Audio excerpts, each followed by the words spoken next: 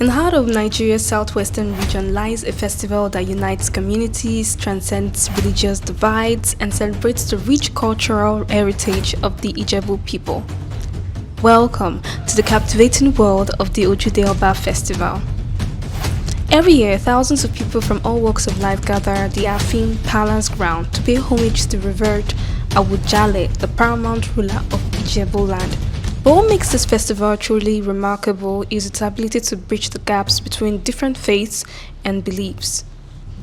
In this video, we bring to you a journey of cultural immersion as we delve into the captivating history, sights, sounds, and stories that make this extraordinary celebration a true reflection of the Ijebu spirit.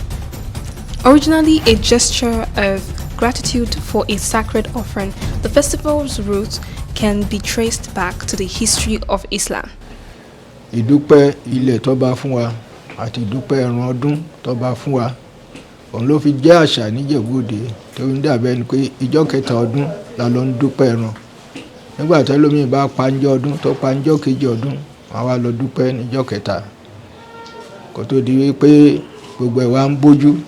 One family that played a significant role in this history is the Ojude family, who recently participated in the festival after a hiatus of 27 years. My name is Babatunde Agbojo lèmi jẹ́ èmi ọmọ Ijebu àtàtà. A fẹ́ lọ sí Ojude Oba báyìí láti lọ kí bàbá wa Awujale, láti lọ dúpẹ́ oore tán ṣe fún àwa Mùsùlùmí. That is the purpose of that Ojude Oba. And this is my family heritage.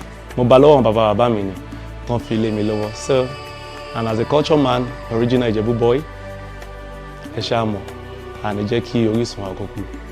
Fún ẹ̀yin tẹ́ mọ̀ nǹkan tí wọ́n ń pè ní Ojude Oba àti bí Ojude Oba ṣe ṣẹlẹ̀.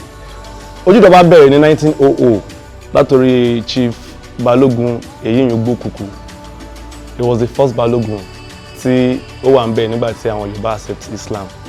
So, Kábíyèsí Awujale bàbá wa tó wà ńbẹ̀ lọ́dún náà k'Ọlọ́run fi ọ̀run kẹ́ wọn. Wọ́n wá fún àwọn Mùsùlùmí nílẹ̀ ní ààyè ìjọsìn gbé ká lọ máa jọ́sìn. Gbogbo Ìjẹ̀bú lápapọ̀ wọ́n wá choose ọjọ́ kan which is ọjọ́ kẹta ọdún láti lọ máa dúpẹ́ lọ́wọ́ bàbá.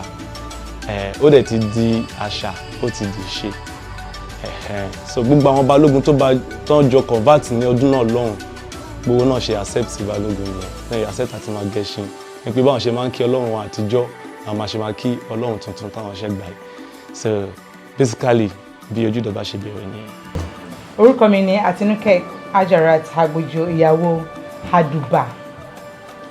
Okay, I'm so happy to see my brother riding horse this year. Congratulations. Okay, my expectation for this Ojude Oba festival is that the Lord will go ahead of us and make everything perfect. Amen. And grant us journey mercy and add honor.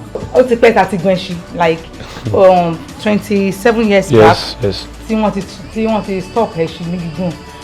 Ṣùgbọ́n Ọlọ́run wá fún ní òye, ó fún ní agbára. Ọlọ́run gbé ẹ̀mí yẹn wọ̀ pé okay o, Babátúndé àsìkò tó láti jẹ́ kí ògo ilé Agbojo kó wá padà.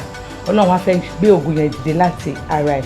Mo wá gbàdúrà pé kí Ọlọ́run kó túbọ̀ ràn lọ́wọ́ ipa ṣe ń lọ yìí kí ẹṣin tó fẹ́ gùn kó gbọ́rọ̀ sí lẹ́nu. Àmín. Kí ọ̀nà kó là fún kí gbogbo nǹkan kó lọ déédéé ká dé láyọ̀ kí ọdún tó ń bọ̀ ká wá ṣe jù báyìí lọ. Àmín. Lágbára Ọlọ́run. Awujale ló mú iyì àtẹ̀yẹ rẹ́gbẹ́rẹ́gbẹ́ tó mú wọ ààfin Ojude Oba.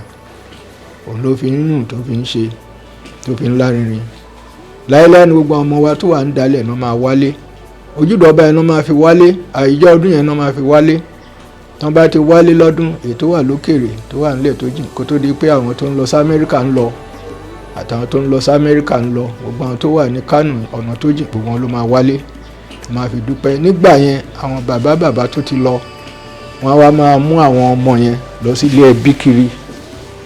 Òun náà fi mọ ọmọ tán fi mọ gbogbo àwọn èèyàn tán fi mọ bí bá ṣe dé. Ṣùgbọ́n a dúpẹ́ lọ́wọ́ Ọlọ́run. Ṣùgbọ́n nípa tí ẹ ṣe ní àwọn bàbá wa ẹ máa rí pé tán bá ń kọrin yẹn tán bá ń kọ́ bọ̀ yá gbójáájù ó dé Àgbòjò lọ́wọ́ ikú ó dé ó jẹ́ akíkanjú nígbà yẹn lọ́hùn. gẹ́gẹ́ bí ẹṣin ṣe máa ń jẹ́ tó dúró gẹ́gẹ́ bí mọ́tò, òun ni ẹṣin ló dàbí mọ́tò ń gbà yẹn tí kálukú fi ń ṣẹ̀ṣẹ̀ rìn. wọ́n gbà tó dẹ̀ di wípé Islam dé, à ń lọ sí yídì gẹ́gẹ́ bá a ṣe sọ pé kúkù wá sọ wípé gẹ́gẹ́ bó ń ṣe lọ ń jagun pẹ̀lẹ́ṣin fear of wípé àwọn kèfèrí wọ́n lè bù díẹ̀, akógun akó akíkanjú lọ. gbogbo àwọn alágbára ìgbà yẹn òun náà fi join kúkù, àwọn òtùbú, àwọn bórogún, kúkù nìyẹn, gbogbo àwọn tó ti jagun in those days bí òtùbú, gbogbo wọn sáà ń tẹ̀lé kúkù lọ. so bó ṣe di ohun tó di pé àwọn tó dẹ̀ lọ́lá ń gbà míì wọ́n wá ń join wọn, wọ́n ń fẹ́ sí ṣọlá. ọ̀la fi ń rí wípé ìdílé míì tí kìí ṣe ilé balógun tán lọ jagun wọ́n wá ń join wọn. so èyí tí Túndé ń ṣe lénìí, èmi ló ní ìtọ́jú ń bẹ̀. ètò ò bá jẹ́ wípé àgbà ti dé ni èmi ló yẹ kó gbẹ́ sí yẹn. ìwọ́n tí ń bá ní kí n sọ ìtàn díẹ̀ nípa Túndé yàtọ̀ sí pé ó yẹ rí tẹ́ ṣe látọ̀dọ̀ fámìlì wa.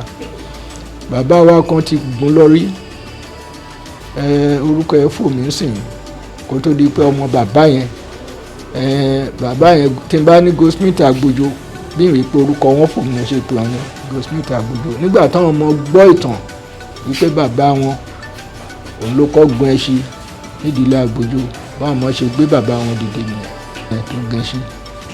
Ọlọ́run ọba tó mọ lẹ́ẹ̀ṣẹ̀ ni, so Ọlọ́run wa ní kẹ́ṣin ẹ̀ kó wá já bó ṣe já látòrí bàbá Goldsmith kó tó di pé ọmọ bàbá Goldsmith gbé, kẹ́ẹ̀gbọ́n mi tó gbé nídìílé tiwa òun ni Túndé fi gbé yìí.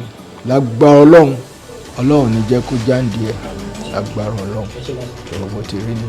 Today, the Ojude Oba festival holds immense spiritual and traditional significance, captivating people from all around the world and standing as a testament to unity, acceptance, and the celebration of diversity. It has also evolved into a spectacle that captivates the hearts of people from far and wide, drawing them to the sacred grounds where traditions can come alive. Indigenous families, even those residing 1,000 miles away, journey to their homelands to participate in the colorful parade of the festival.